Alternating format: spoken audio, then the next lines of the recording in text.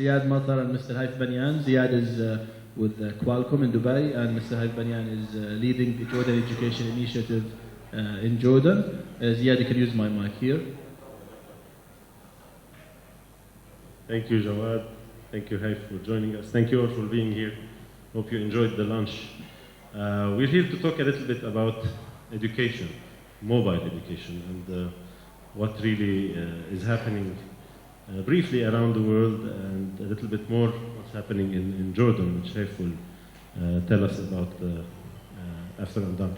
And we tackled this subject actually earlier in the panel, where in fact we had a very valid point from Professor Zahid about the need that really develop a whole ecosystem around mobile education. For it to work, it's not about just bringing technology and putting it in the classroom. And today, mobile is everywhere, as you know. It's a great platform in the pockets and hands of more than 6 billion people around the world. A third of those have access to 3G, so mobile internet is there as well. And you know, over this platform, we've been building verticals throughout the ages. The first vertical was voice.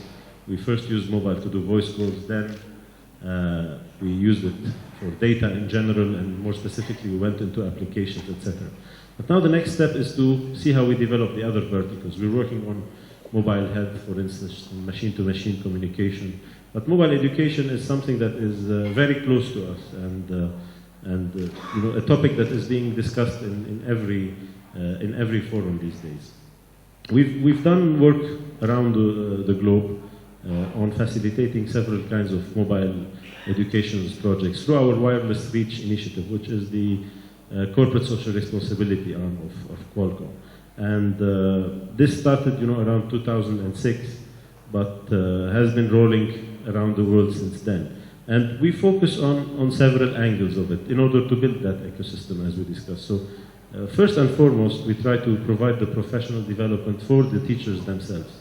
So before even getting into the classroom, we think that it is very important that the teachers know how to use these technologies and how they will benefit them inside their curriculum, how they will benefit their preparation stage, as well as the interaction with the students, and eventually you know, the testing and exams. But also there is the infrastructure issue, and here we work a lot with the operators around the world to provide the mobile internet connectivity to these schools that are in more remote areas where even mobile fixed broadband is not available most of the cases, and bringing in, you know, internet inside the classroom through either a 3G Wi-Fi router, or actually dedicated 3G connectivity to each student and each laptop. In addition to infrastructure, there is a strong concern, obviously, around privacy and security, and this is something that we tackle a lot in terms of, first of all, ensuring that, you know, the students who are accessing the internet as part of their studies are really focusing on the study part of what they are doing, but at the same time that the privacy of what they are doing on these machines that are connected to them now all day remains within the confines of what they do in their own homes and what their parents would like us to see, and doesn't spread around the internet.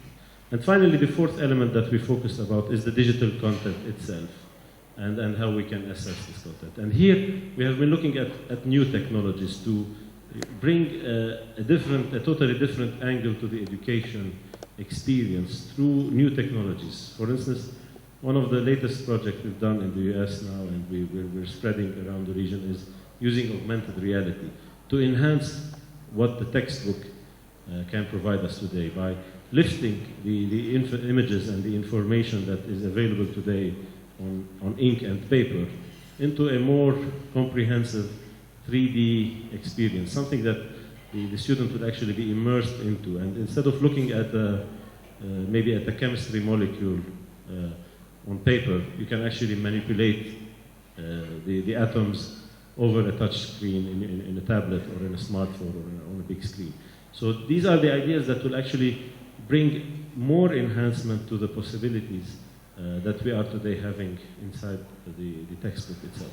And of course, the rise of social interaction over the web can also be channeled into providing a better environment for studying through the students interacting with each other around the course material, interacting with the material itself, also interacting with the teacher and the administration of the school. Here in Jordan, we're working very closely with the Jordan Education Initiative. So I will hand over to Haif to tell you a little bit more about what we have done, what they are doing in general, what we have done together, and we take it from there. It's good to see education back into the discussion with the technology and the Convergence Summit. I will be talking to you about the Jordanian experience with regards to personalized learning. But before we start, I'd like to show you a quick video because I think it will help clarify what we're talking about.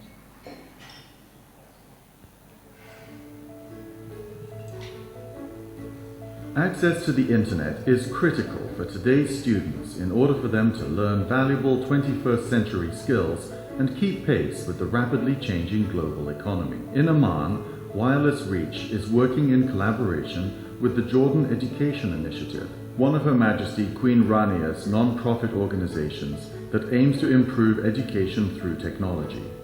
As part of an international movement towards individualizing learning and increasing independence, wireless internet-connected devices on Zain and Orange's high-speed 3G networks extend students' learning beyond the classroom walls. This one-to-one program seeks to redefine and broaden the learning environment in Jordan's education system by providing students with 24/7 access to online educational resources. وبالتالي لانه محاولين انه يتعمم هذا المشروع على كثير من مدارس الاردن والطالبات كمان انه يعني نستفيد منه باكبر قدر يعني باكبر عدد. في البدايه يعني كان في مشاكل يعني ما كنتش اعرف اني كيف اشتغل عليه يعني ولا كنت اعرف كيف اني راح اتواصل معاهم كيف افتح المواضيع بس يعني لما تعودت عليه يعني صار استخدامها سهل. هناك تعاون كبير بيني وبين زميلاتي في تبادل الآراء والمعلومات حول المواضيع الدراسية وحل الواجبات والاستفادة من بعضنا بشكل مفيد وأيضا التواصل مع معلمتي والاستفسار دون أي حرج عن أي موضوع دراسي. محوسبة هلا عن طريق انه كل وحده صار عندها جهاز محمول صار بامكاني انه يعني صار كل صف عندنا عباره عن مختبر حاسوب. اضاف لي كمان اسلوب جديد يعني اني استعمله فكان بالنسبه لي ساعدني كثير يعني عملت شغلات كثير يعني انه غيرت من اسلوب الحصه عندي. More than 200 students and 35 teachers in 2 all-girl public schools have received mobile devices. The schools are located in both rural and urban areas. Abhara School in Baida Wadi Sair and Balkis School in the district of Jebel al-Khala. The objective is to create a replicable model that will set the standard for future one-to-one mobile learning programs throughout all of Jordan.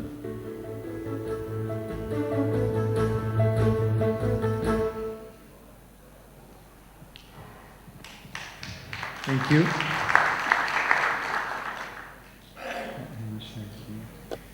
Okay, it's a constant daily battle that we have at the Jordan Education Initiative to really integrate technology in education. Funding is an issue, skepticism is another issue. There are many challenges that face us on a day-to-day basis. However, this is to us, technology is key. Everybody in the world is now talking about personalized learning. And personalized learning is about creating an environment for the student to really learn at their own pace, at their own time, in their own environment that they feel that they are most capable of doing. And therefore we feel that technology and the strong integration of technology in education is a very critical aspect of our work. And therefore we're very thankful to Qualcomm, to the Wireless Reach program, that they agreed to fund our program.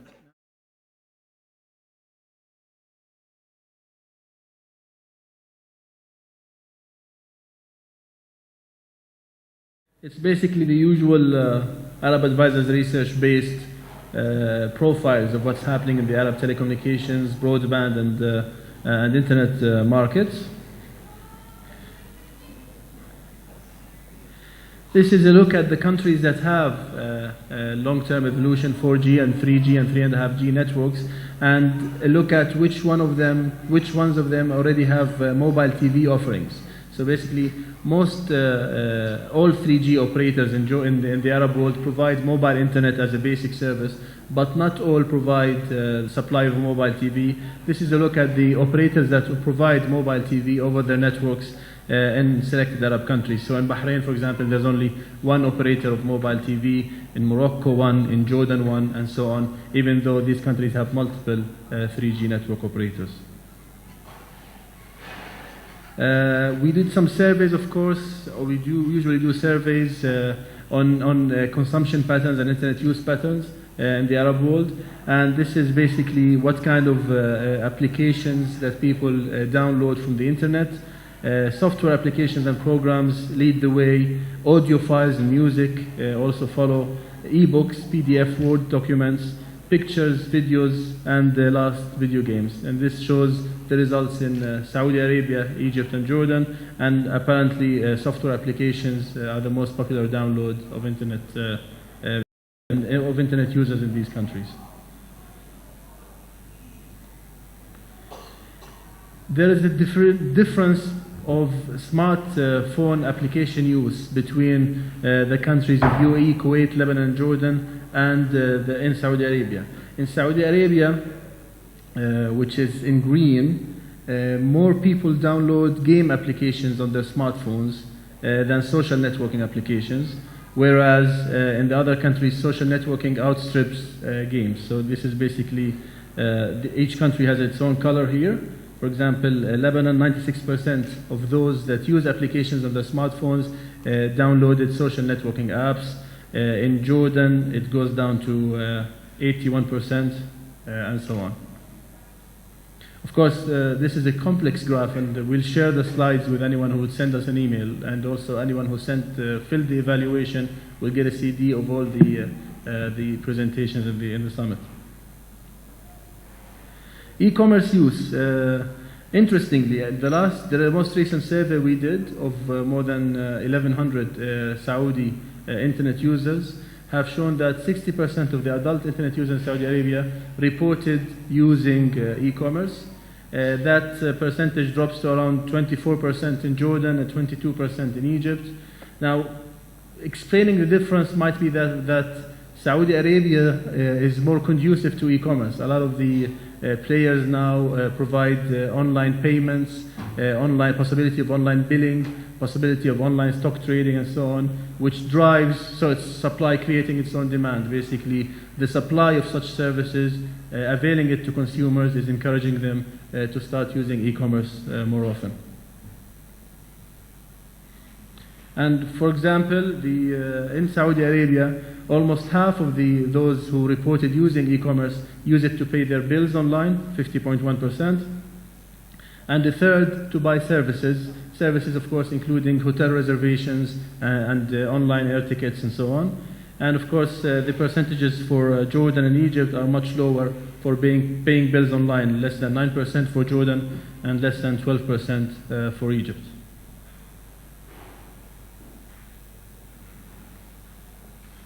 E-commerce in Jordan is booming. We've done surveys in Jordan in 2008, 2010, and 2011. We asked people who reported using e-commerce to tell us about their e-commerce consumption patterns. Where do they spend it, how often, and so on. And based on that, we did averages and then did calculations related to the total internet users in the country. So by our estimates, based on these surveys, Jordanians spent $370 million in B2C e-commerce in 2011, and that's a massive increase from the $192 million that we estimate in 2010 and the $181 million in 2008. And of course, that includes products, services, bill payments, and so on. We're looking also at what banks are doing to leverage the convergence era, and we just did two surveys of Saudi Arabia's and Qatar banks, and asked the banks whether they provide internet banking and mobile banking, what we call remote banking services. Interestingly, not all banks in Saudi Arabia and Qatar offer internet banking, which is a surprising finding, frankly. One would expect that all banks would offer internet banking by now, but it's only 83%, 82%. And a lot less actually offer mobile banking. This is the market in the Arab world that has not ceased growing from the time when we started following it back in 2004, which is free-to-air satellite TV channels in the Arab world. They continue to grow massively.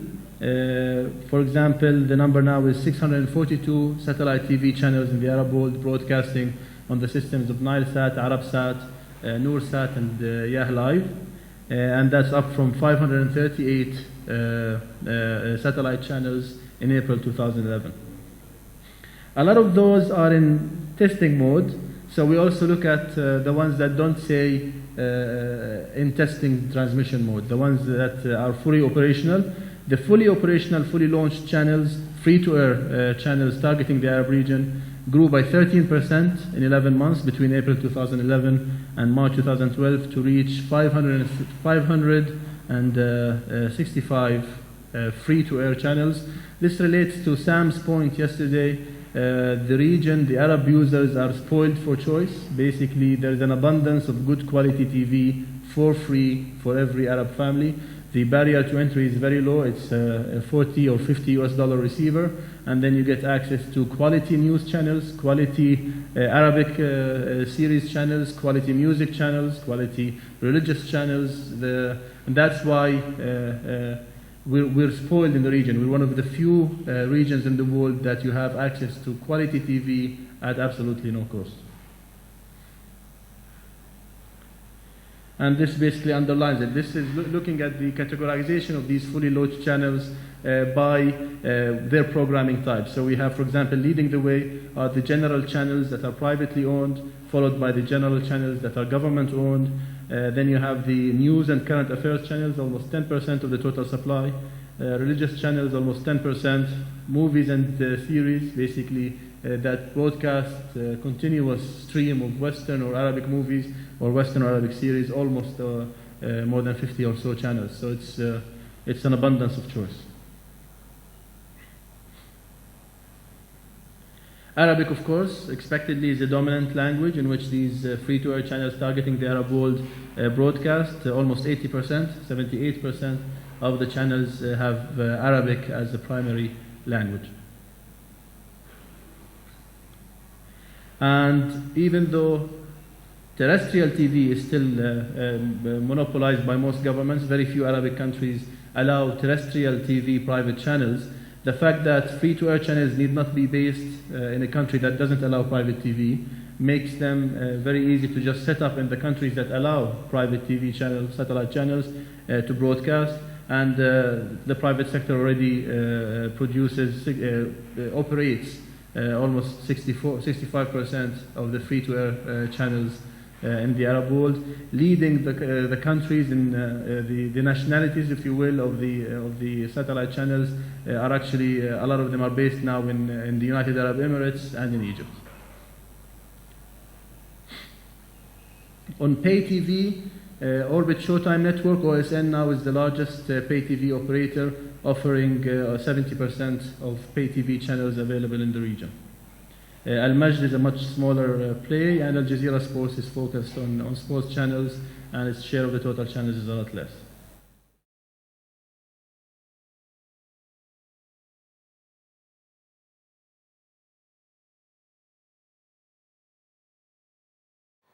What I want to talk to you about today is, well, everybody talks about big data.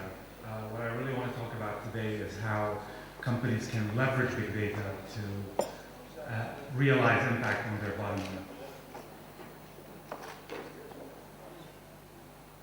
There was a report by McKinsey last year that was pretty ominous, and it was basically telling companies that they need to act now and leverage their big data initiatives, or else they won't be able to catch up with companies who do in a few years' time. I just want to share with you a few numbers, a few figures that McKinsey put in the report. You probably have seen these already. But a few things that I wanted to basically stress on is 40% of yearly data growth is projected. However, companies are projecting to be spending only 5% on IT every year. So there's a big mismatch between the data growth and the IT spend that companies are actually putting in. Also, there's going to be a shortage of data-savvy managers that are able to take advantage of big data and understand and make insights out of it.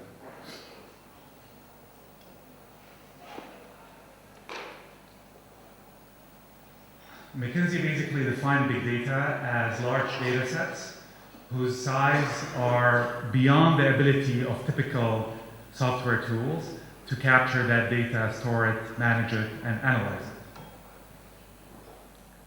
And I mean, we're talking a little bit in general about big data, but since this conference is about convergence and telcos, I just wanted to give you a little bit of idea of how things are moving in the telco space.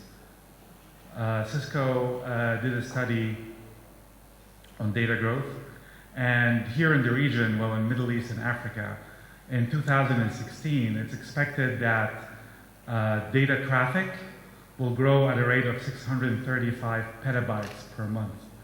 That's a huge amount of data that is growing on a monthly basis.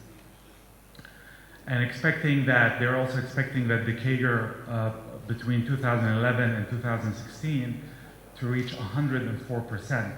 That was the largest number of growth across all the other regions.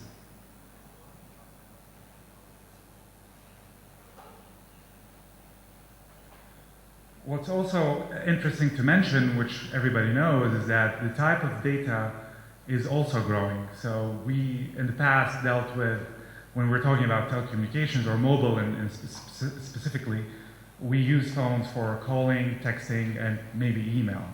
But now there's so many other types of data that is coming in, like social, e-commerce, content like news and videos. All this different types of data is also being stored, and they need to be managed properly so companies can take advantage of this information that's coming in. So data is growing, but what does that mean to companies or to us? Well, what it means is that using the right data technology, you're able to create significant economic value out of that big data. And what I want to spend a little bit on now is to explain to you how nPario actually takes advantage of big data by identifying intent, delivering insights, and using both intents and insights to deliver impact on the bottom line.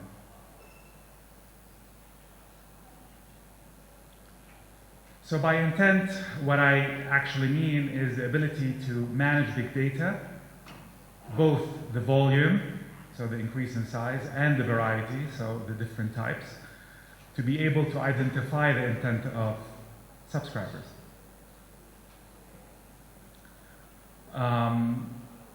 Yesterday, a lot of people were talking about the importance of putting the customer in the center and basically looking at their needs and making sure that products and services and initiatives that telcos are doing matches those needs. So it's really important to be able to do that, to put the customer in the center of your initiatives, is to manage your data in such a way where you're making the links between the different data sources to really create a single view of subscribers.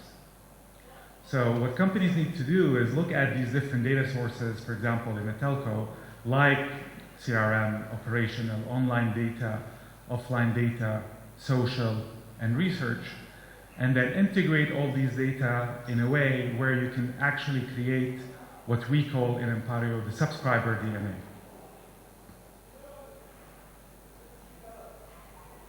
So if you're able to do that in the right way, then you're able to really understand what your customer needs and what he or she is telling you they need. So for example, you can start collecting their declared data or identifying their declared data, like age and gender. but then you're also able to identify their needs from a behavioral perspective.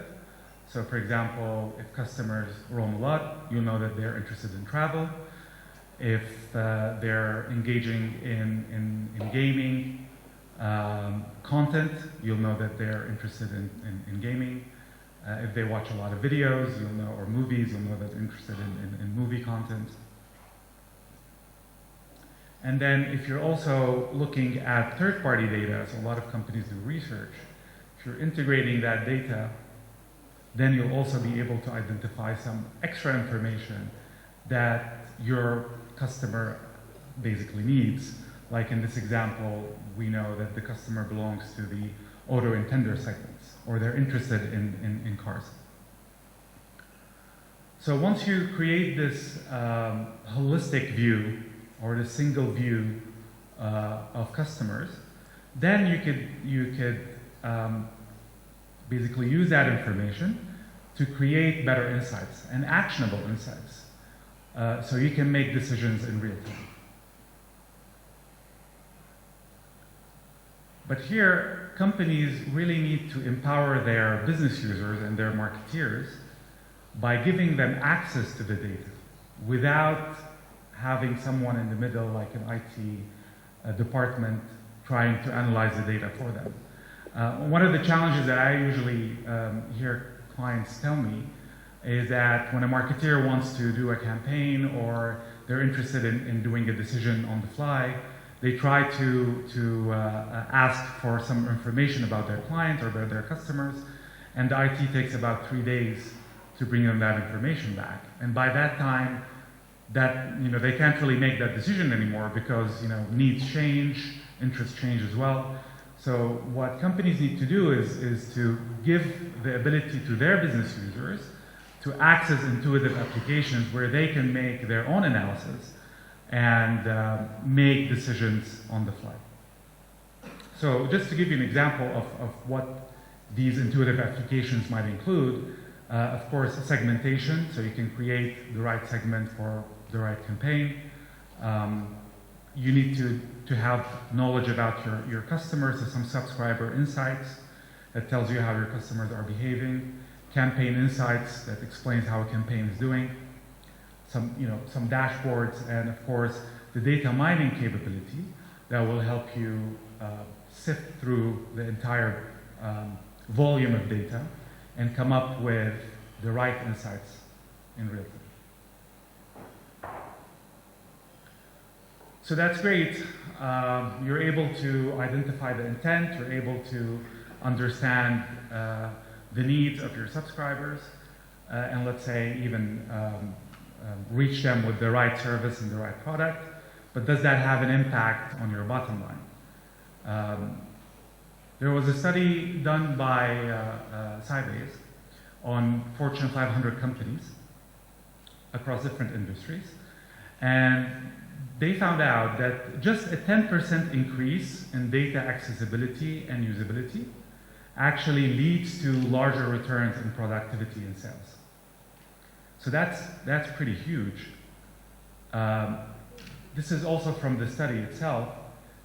They looked at different industries within the Fortune 500 companies, and they found out that the telecommunication sector specifically was at the top of the list when it comes to impact on sales.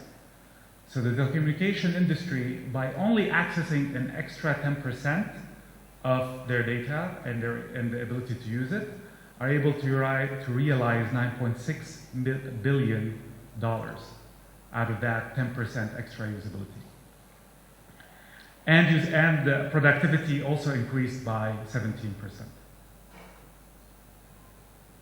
So now that we talked about, okay, the ability to how to deal with large data and how to manage it and the impact that comes out of it, I want to talk to you a little bit about some case studies on some clients that we work with and how we help them basically deliver or achieve that impact. I want to mention first that we deal with companies both in North America and in the Middle East. So in North America, for example, we work with Yahoo, We work with WPP, the largest communication advertising conglomerate. We work with Electronic Arts, the video game company, Reuters, the news publisher. But I don't want to mention any case studies about the US. What I'm more interested in showing you here is how companies in the Middle East are using this data to leverage, or how they're leveraging big data to deliver insights.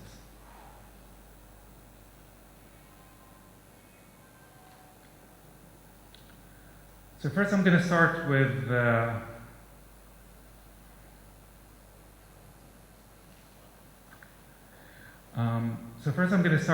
Aramex. Shop and Ship is a service by Aramex where it allows their users to buy products online from North America, Europe, and Asia, and then they deliver it back to them in a very convenient prices. They've been using our big data technology to identify their dormant accounts, so people who haven't been using their services in, for example, 12 months, and then analyze their needs, and they've been able to increase their sales by offering them a better user experience. Umnia, the telecommunication company, have been using our big data technology to identify churners 90 days in advance, and then offer those people the right products and services that matches their need, so they don't leave the company.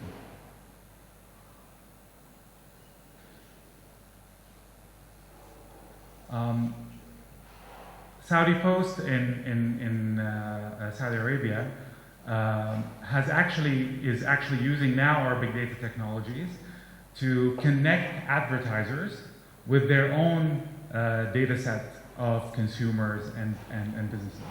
So they're able to now run direct mail campaigns that are highly targeted based on the needs of users.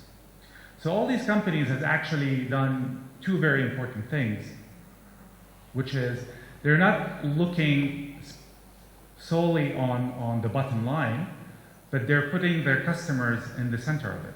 So they're making sure that they're leveraging their assets in a way that makes their customer experience with the company better, and as a surplus, they're affecting their bottom line positively.